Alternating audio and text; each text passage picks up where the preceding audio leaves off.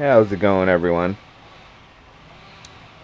So recently, I had a viewer, David, seems to be having issues putting his Chimera Cold Intake on, but not the pot itself, but this little retaining bar, which kind of helps stabilize the fairings on the front, because coming from the manufacturer, there was a huge air box right here that kind of made this a bit more rigid. So taking that out, you can see it still even has some play.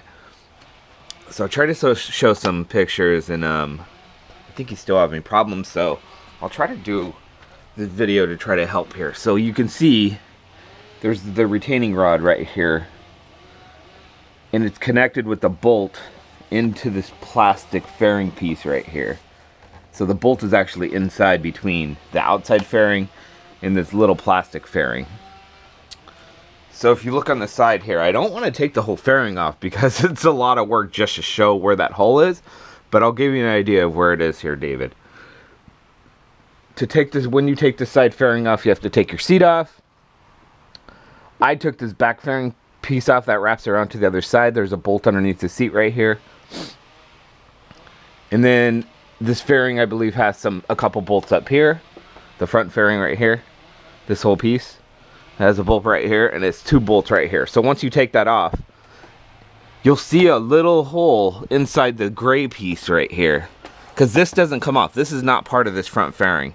This is just like a little, this is what the fairing mounts into to hold it on there, at least for the front part right here.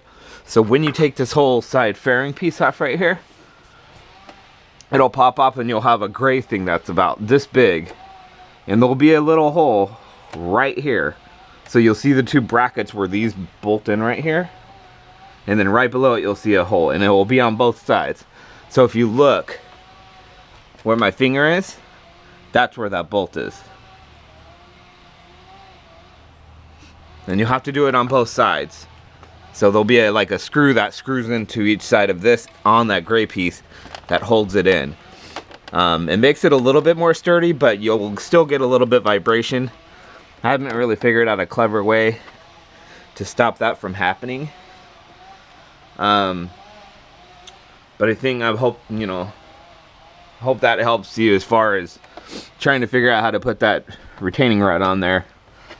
And if you have any other questions, please let me know. Okay.